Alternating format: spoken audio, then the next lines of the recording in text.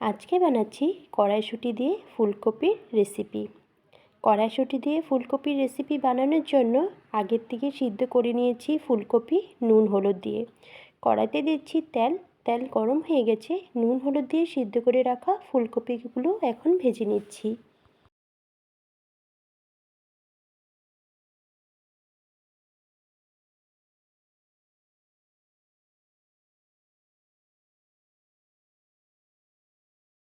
ফুলকপিগুলো ভাজা হয়ে গেছে, এখন নামিয়ে নিচ্ছি।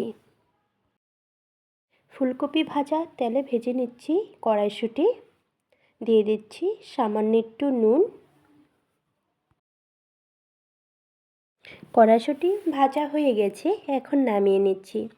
কড়াইতে দিচ্ছি সরষের তেল, দিয়ে দিচ্ছি ঘি, দিয়ে দিচ্ছি ছোটো এলাচ, দালচিনি, লবঙ্গ।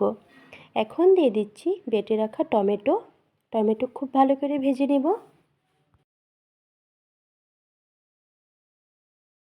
এখন দিয়ে দিচ্ছি কাঁচা লঙ্কা বাটা, জিরে বাটা।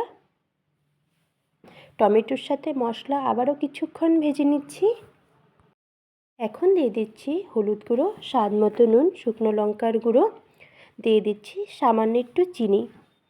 আবারও খুব ভালো করে মশলা ভেজে নিচ্ছি। এখন দিয়ে দিচ্ছি ভেজে রাখা কড়াইশুঁটি। মশলার সাথে কড়াইশুঁটি আবারও কিছুক্ষণ ভেজে নিচ্ছি। এখন দিয়ে দিচ্ছি ভেজে রাখা ফুলকপি। কড়াইশুঁটি, ফুলকপি মশলার সাথে আবারও কিছুক্ষণ ভেজে নিচ্ছি। এখন দিয়ে দিচ্ছি গোলমরিচের গুঁড়ো, দিয়ে দিচ্ছি বেটে রাখা কাজু বাদাম। ফুলকপি, কড়াইশুঁটি মশলার সাথে খুব ভালো করে ভাজা হয়ে গেছে, দিয়ে দিচ্ছি জল। নামানোর শেষে দিয়ে দিচ্ছি গরম মশলার গুঁড়ো, দিয়ে দিচ্ছি ঘি। কড়াইশুঁটি দিয়ে ফুলকপির নিরামিষ রেসিপি হয়ে গেছে।